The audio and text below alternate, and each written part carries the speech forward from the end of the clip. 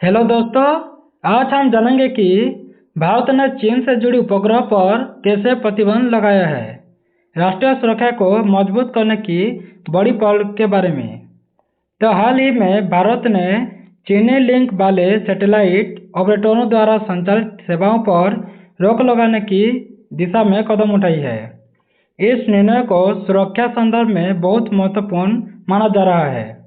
उदाहरण के तौर पर भारत ने घरेलू ब्रॉडकास्टर और टेलीपोर्ट ऑपरेटरों को उन उपग्रहों से हटाने का निर्देश भी दिया है जिनका संबंध चीन अथवा चीन लिंक कंपनियों से है। यह मामला इसीलिए विशेष है क्योंकि यह सिर्फ ब्रॉडकास्टिंग सैटेलाइट तक सीमित नहीं है, बल्कि देश की संचार में, सुरक्षा में और स्पेस स्ट्रेटेजिक इंफ्रास्ट्रक्चर का प्रश्न भी बन गया है। तो पहले हम पृष्ठभूमि के बारे में जान लेते हैं। तो भारतीय ब्रॉडकास्ट और संचार क्षेत्र में शुरू से ही उपग्रह, जिसको हम सैटेलाइट कहते हैं, उसके माध्यम से सेवाएं उपलब्ध होती रही है। तो विभिन्न विदेशी सैटेलाइट ऑपरेटरों का भारत मार्केट में लंबा अनुभव रहा है, लेकिन हाल फिलहाल में यह बात उभर कर आई है कि स्पेस सैटेलाइट कम्युनिकेशन और ब्रॉडकास्टिंग अब सिर्फ कमर्शियल सेवा नहीं रह गई है, बल्कि राष्ट्रीय सुरक्षा का एक अहम घटक भी बन गई है। उदाहरण के लिए भारत के स्पेस रेगुलेटर, जिसको हम Indian National Space Promotion and Authorisation Centre, जिसको हम इन स्पेस कहते हैं, इन्होंने विदेशी सैटेलाइटों को, विशेषकर चीन लिंक को भारत में सेवाओं देने के लिए नई स्वीकृति देने से इनकार कर दिया है। विशेष रूप से हांगकांग आधारित ऑपरेटर, जिसका हम एशिया सैटेलाइट टेलीकम्युनिकेशन कंपनी, जिसका हम एशियासाट कहते हैं, वो भारत में आगे की सेवा देने के लिए स्वीकृति नहीं मिली है और इसका कुछ सैटेलाइट जैसे AS6, AS8, AS9 को भारत में काम करने की अनुमति भी नहीं दी गई है। ब्रॉडकास्टर्स जैसे जी एंटरटेनमेंट एंटरप्राइजेज लिमिटेड और जियो स्टार नेटवर्क लिमिटेड को निर्देश दिया गया है कि वे मार्च 2026 तक चीन लिंक उपग्रह से हटकर भारत नियंत्रित या भरोसेमंद सेवाओं पर चले जाएं। तो भारत द्वारा यह कदम इसलिए उठाया गया है ताकि विदेशी, विशेषकर चीन लिंक सैटेलाइट इंफ्रास्ट्रक्चर पर निर्भरता कम हो सके, देश के संचार एवं ब्रॉडकास्टिंग नेटवर्क अधिक सुरक्षित हो सके और स्पेस स्ट्रेटेजिक नियंत्रण मजबूत हो सके। इस प्रकार यह न सिर्फ एक तकनीकी निर्णय है, बल्कि रणनीतिक सुरक्षा नीति का भी हिस्सा है। उसके बाद इस निर्णय के प्रमुख कारण क्या होंगे, उसके बारे में भी हम जान लेते हैं। तो इस निर्णय के पीछे कई कारक हैं, जैसे राष्ट्रीय सुरक्षा प्राथमिकता में बदलाव लाना है। आज उपग्रह कम्युनिकेशन केवल टीवी चैनल या ब्रॉडकास्ट ट्रांसमिशन तक सीमित नहीं रह गया है। यह रक्षा, निगरानी, डेटा ट्रांसमिशन, दूरसंचार आदि में भी अहम भूमिका निभा रही है। इसीलिए विदेशी उपग्रह के उपयोग से जहां लागत लाभ के कारण सुविधाएं थी, वहीं यह जोखिम भी उत्पन्न कर सकता है कि अगर उस ऑपरेटर का नियंत्रण विदेशी राज्य या उसके एजेंट के हाथ में हो तो संवेदनशील सूचनाएं तथा नेटवर्क सुरक्षा खतरे में आ सकती है। चीन भारत संबंधों में तल्खी और सीमा परिस्थितियों में वृद्धि के कारण बन सकता है। भारत यह सुनिश्चित करना चाहता है कि उसके ब्रॉडकास्टिंग व संचार बुनियादी ढांचों पर किसी रूप से विदेशी, विशेषकर प्रतिद्वंदी देश का दबाव या नियंत्रण में न हो सके। उसके बाद स्वदेशी क्षमता एवं आत्मनिर्भर भारत के दृष्टिकोण से भी जान लेते हैं। तो भारत ने पिछले वर्षों में अपने सैटेलाइट प्रोग्राम को तीव्र कर दिया है, जैसे GSAT-30, GSAT-17 आदि। तो विदेशियों पर निर्भरता कम करने के लिए भारत स्वयं अपनी रिसोर्स, उपग्रह क्षमता और ब्रॉडकास्टिंग इंफ्रास्ट्रक्चर का विकास करना चाहती है। इस नीति से देश की स्पेस इंडस्ट्री को बढ़ावा मिलेगा और नौकरियां व नवप्रवर्तक के अवसर भी बढ़ेंगी। उसके बाद हम जान लेते हैं भू राजनीतिक एवं भू उपग्रह में प्रतिस्पर्धा के बारे में। तो स्पेस अब चौथा आयाम बन चुका है, जहां उपग्रह निगरानी करना, संचार और युद्ध संचालन करना और सूचना संग्रह करना, ये सब माध्यम बन गए हैं। तो चीन एवं अन्य देशों द्वारा स्पेस सेक्टर में आक्रामक बढ़त देखी जा रही है। तो भारत को यह विश्लेषण करना होगा कि उसकी स्पेस इंफ्रास्ट्रक्चर सुरक्षित रहना चाहिए और भरोसेमंद एवं नियंत्रित भी होना चाहिए। इस संदर्भ में विदेशी सैटेलाइट ऑपरेटरों को स्वीकृति देना या रोकना एक रणनीतिक निर्णय बन गई है। उसके बाद तकनीकी व लॉजिस्टिक कारण भी हो सकते हैं, जैसे यदि ब्रॉडकास्टर किसी विदेशी उपग्रह पर होंगे तो जोखिम रहेगा कि उस उपग्रह का कंट्रोल किसी विदेशी कंपनी या देश के हाथ में हो। तो इसलिए उपग्रह उपलब्धता, स्पेक्ट्रम, बैंडविड्थ, टाइमिंग आदि में विदेशी निर्णय प्रभाव हो सकता है। आपातकालीन स्थिति में नेटवर्क को तुरंत स्विच करना कठिन हो सकता है। इन कारणों से भारत ने आदेश दिया कि विदेशी, विशेषकर चीन लिंक उपग्रह से हटने की प्रक्रिया शुरू कर दें। उसके बाद प्रक्रिया व लागू होने का ढांचा के बारे में जान लेते हैं, कैसे वो लागू होंगी। तो यहाँ इस नीति के कार्यान्वयन और समय सीमा और नियामक उपायों को हम देखेंगे। पहले हम नियामक बदलाव के बारे में जान लेते हैं। तो इन स्पेस ई ने नए दिशा निर्देश जारी किया है कि विदेशी उपग्रहों को भारत में सेवाएं देने के लिए पूर्ण स्वीकृति व फ्रेश ऑथराइजेशन लेनी होगी। तो विशेष रूप से चीन लिंक ऑपरेटर जैसे एशियासेट, अपस्टार, चाइनासाट आदि की कुछ स्वीकृतियों को नवीकृत नहीं किया गया है। जैसे उदाहरण के लिए एशियासाट को वर्तमान में केवल AS5 और AS7 उपग्रह की सेवा मार्च 2026 तक देने की स्वीकृति है।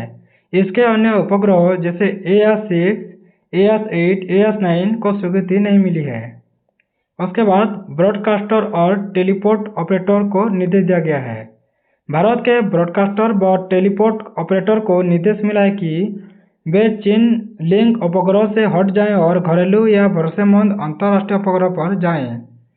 कुछ ब्रॉडकास्टर ने पहले ही संक्रमण आरंभ कर दिया है, जैसे जी ने GSAT 30, GSAT 70 तथा Intelsat 20 चुन लिया है। उसके बाद जान लेते हैं समय सीमा की। तो उदाहरण के लिए मार्च 2026 तक समय दिया गया है कि ब्रॉडकास्टर को चीन लिंक उपग्रह से हट जाना चाहिए। यदि समय सीमा में काम नहीं हुआ तो सेवा बाधित होने की जोखिम भी हो सकता है। उसके बाद प्रभावी कार्यान्वयन की चुनौतियां भी हो सकती हैं, जैसे एक सैटेलाइट से दूसरे पर शिफ्ट होना तकनीकी व लॉजिस्टिक दृष्टि से आसान नहीं होता है। उपग्रह क्षमता, बैंडविड्थ, ट्रांसपोंडर स्पेस जैसे अपलिंक, डाउनलिंक, सेटअप, ब्रॉडकास्टिंग सामग्री का ट्रांसमिशन सुनिश्चित करना सभी का समायोजन करना पड़ता है। तो यह सुनिश्चित करना होगा कि नया उपग्रह नेटवर्क पूर्ववर्ती सेवा से कम नहीं होना चाहिए, जैसे गुणवत्ता में, सेवा उपरोध में, लागत आदि के परिप्रेक्ष्य में भी होना चाहिए। उसके बाद इस निर्णय के प्रभाव क्या क्या हो सकते हैं। तो यह भाग दिखाता है कि इस कदम से क्या क्या असर होंगे। सकारात्मक भी देखेंगे और नकारात्मक भी, दोनों में ही देखेंगे क्या क्या हो सकता है। तो पहले सुरक्षा व संप्रभुता पर असर होगा। सबसे प्रमुख सकारात्मक असर यही है कि भारत की संचार एवं ब्रॉडकास्ट नेटवर्क पर नियंत्रण बढ़ेगा।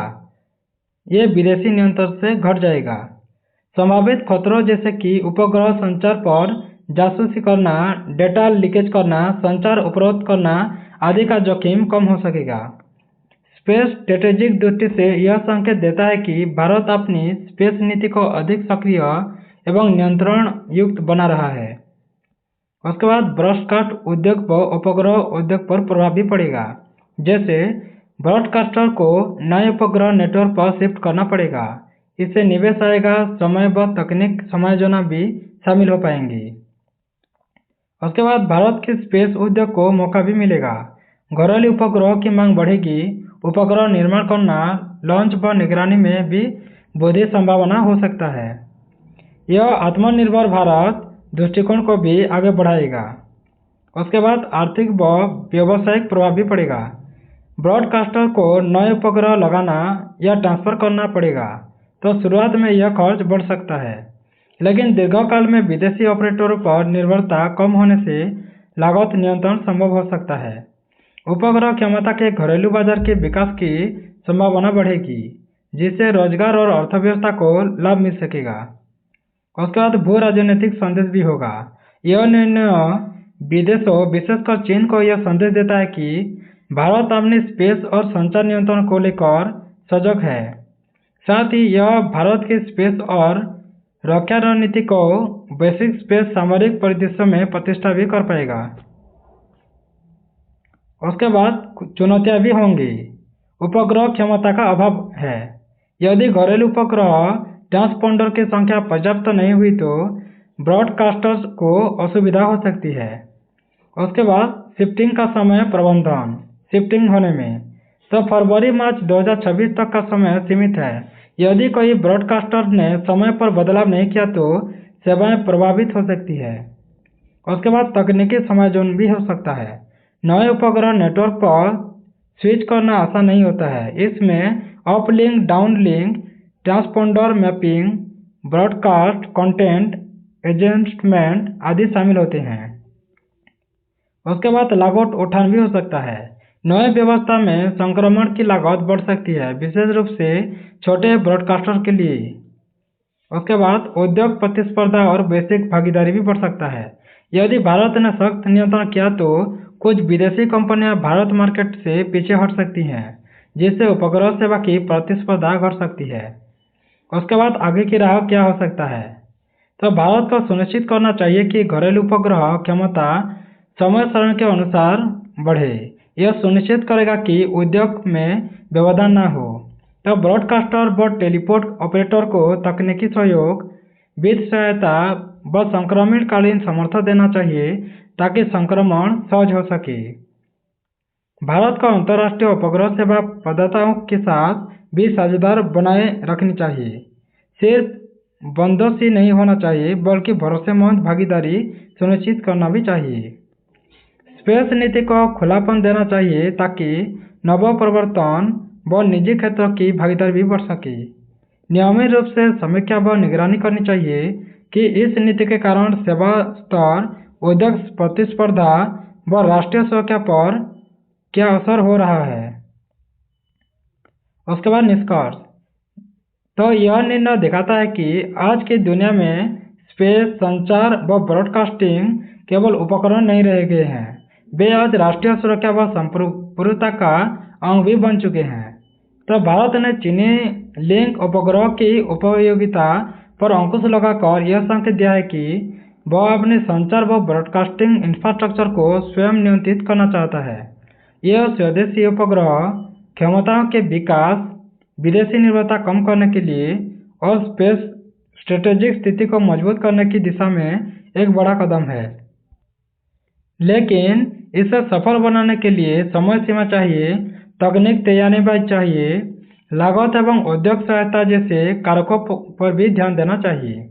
यदि ये सभी पक्ष संतुलित तरीके से आगे बढ़े तो भारत का ब्रॉडकास्ट, सैटेलाइट सेक्टर और स्पेस सेक्टर दोनों ही अधिक सुरक्षित हो पाएगा, आधुनिक और आत्मनिर्भर भी बन सकेगा।